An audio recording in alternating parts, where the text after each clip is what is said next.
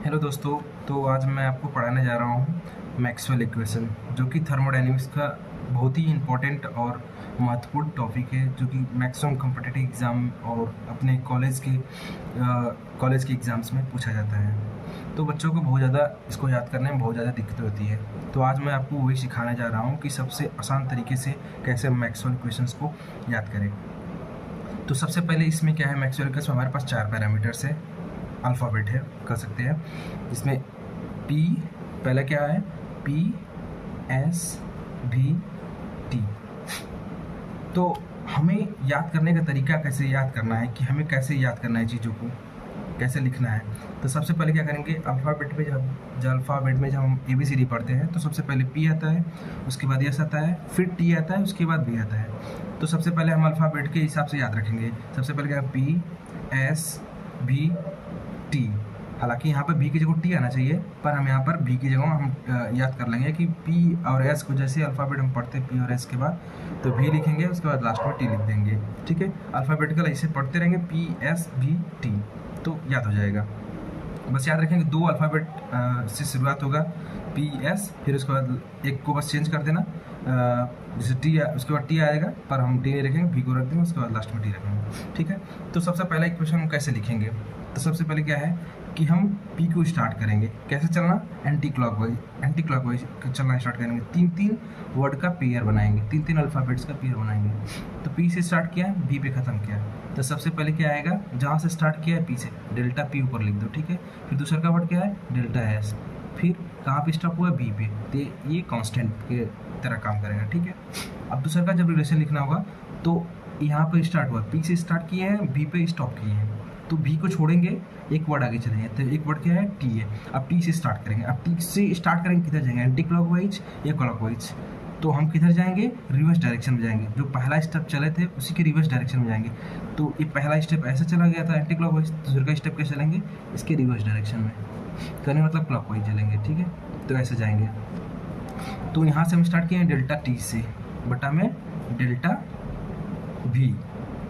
ठीक है, फिर कांस्टेंट एस। अब हमें यहाँ पर एक चीज़ याद रखने की चीज़ है कि जहाँ पर पी और एक्स एक साथ है, ऐसे अपॉन करके, पी एस या एस पी, डेल्टा एस बटा में डेल्टा पी, या डेल्टा एस बटा में डेल्टा पी है, तो वहाँ पर हम क्या करेंगे, निगेटिव साइन लगा देंगे। ठीक है, जैसे एक तरह ऐसे कर सकते हैं, जहाँ पर सांप मतलब स प, यस पी जहाँ पर है, वहाँ पर हम निगेटिव साइन लग देंगे।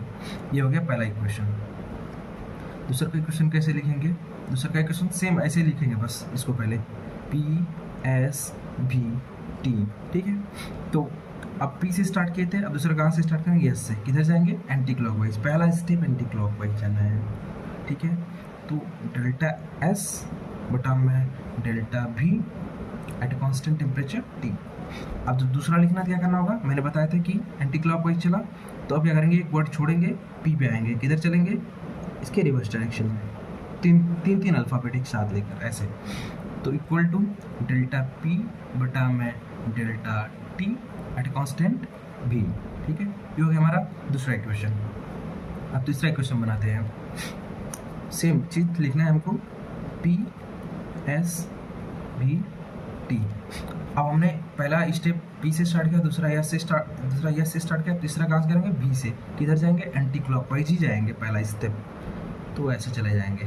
ठीक है, तो डेल्टा भी बटा में डेल्टा टी है ना, डेल्टा भी बटा में delta T at a constant, जहाँ पर खत्म होता है उसको कॉन्स्टेंट के फॉर्म में लिखते हैं, डेल्टा पी इक्वल टू, क्या करेंगे, पी के बाद एक पी को छोड़ेंगे, अगला एस पकड़ेंगे, किधर जाएंगे, उसके अपोजिट डायरेक्शन मतलब रिवर्स डायरेक्शन में, ऐसे 3-3 वर्ड, 3-3 अल्फ़ाबेट एक साथ, डेल्टा एस बटा में डेल्टा पी कांस्टेंट टी। अब यहाँ पर यस और पी एक साथ आ गया, सांप यस पी, तो एक साथ आ गया, तो इसका मतलब यहाँ पे नेगेटिव साइन लग जाएगा। ठीक है, ये हमारा तैयार हो गया तीसरा का इक्वेशन।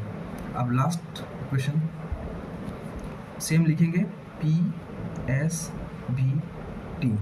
ठीक है, तो अब कहाँ से स्टार्ट करेंगे, पहला भी से, पहला पी से स्टार्ट, दूसरा एस से, फिर तीसरा भी से, फिर चौथा टी से, किधर, एंटी क्लॉकवाइज डायरेक्शन ही जाएंगे। ठीक है, कहाँ से स्टार्ट किया मैंने, टी से। तो डेल्टा टी बटा में delta P at a constant, कहाँ पे खत्म हुआ, एस पे, तो कांस्टेंट के फॉर्म में डेल्टा एस इक्वल टू, अब एक छोड़ेंगे, कहाँ पर आएंगे, एस पे छोड़ूंगा तो डेल्टा, अरे मतलब भी के पास आएंगे तो भी से अपोजिट डायरेक्शन में जाएंगे, तीन अल्फ़ाबेट एक साथ, ठीक है।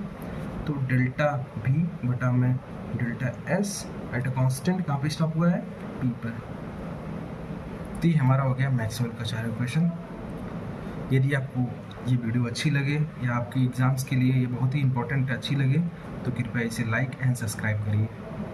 धन्यवाद।